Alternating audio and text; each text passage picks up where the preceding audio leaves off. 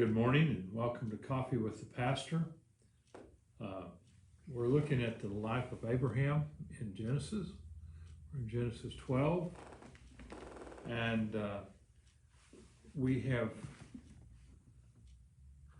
Abram and his family. His father Terah has left Ur. They went up north to Haran, and in Haran,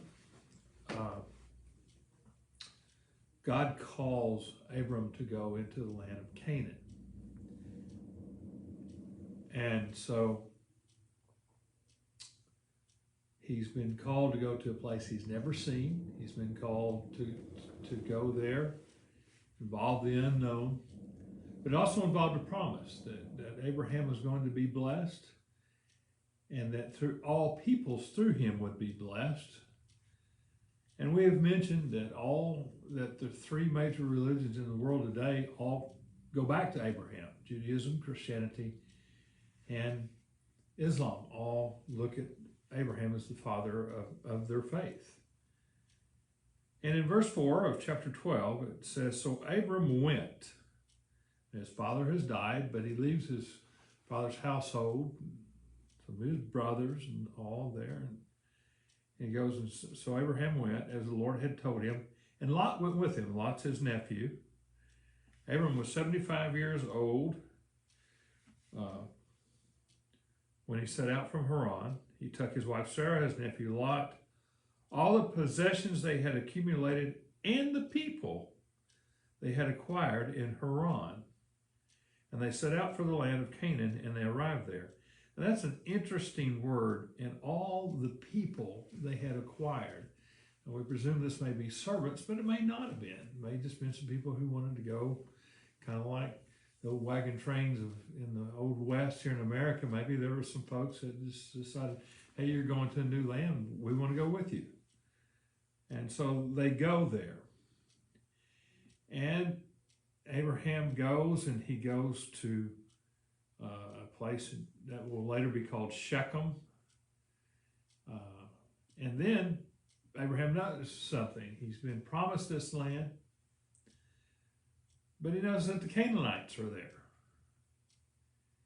And then the Lord appeared to Abram, in this verse 7, and said, "To your offspring I will give this land." In other words, I'm going to fulfill the promise to you, but it's not going to be, you're not going to get to see it. It's going to be your offspring that's going to get this land. And not you, but your offspring. So when he's told that, he builds an altar there. And then he went on to where will be later Bethel. It's not called Bethel until Jacob has that vision there. He calls it Bethel, which is Bethel, which is house of God, is what that means. Bethel. And he pitched his tent with Bethel on the west and Ai on the east. And there he built an altar to the Lord and called on the name of the Lord. And so Abram's come, and he's stopping at areas that are going to be later huge areas for his people. The northern kingdom of Shechem, Bethel, which will be a very sacred spot. And then he ends up down in Hebron. But after he gets there, there's a famine in the land. Now, this is going to happen from time to time in the promised land in Israel. And so he goes to Egypt. He flees to Egypt, where their lands are more fertile.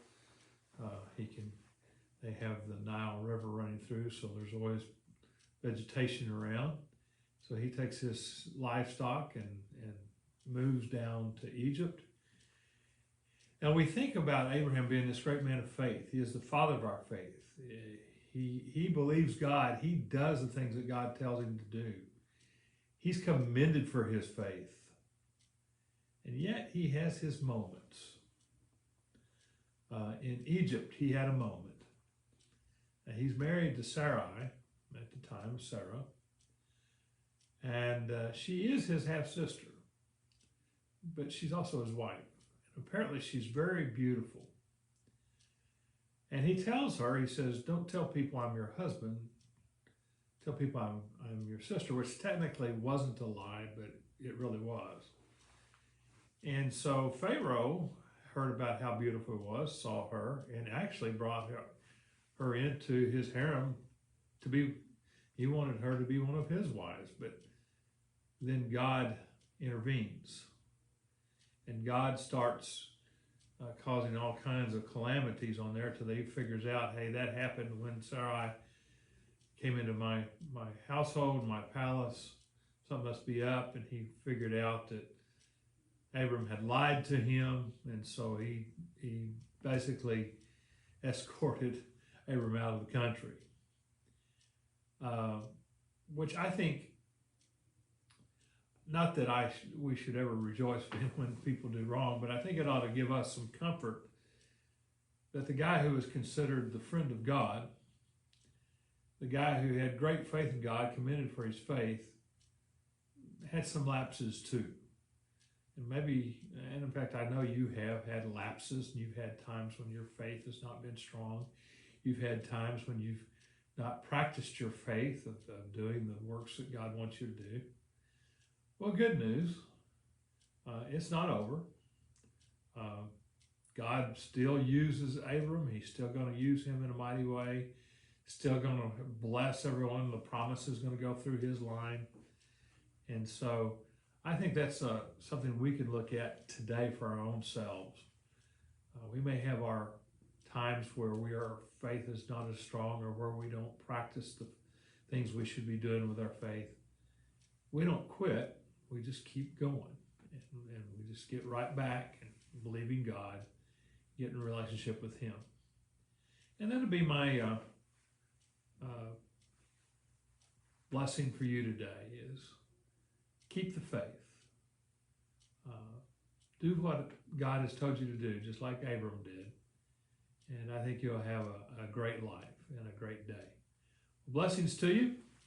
And I'll see you tomorrow as we look more into Abram's life.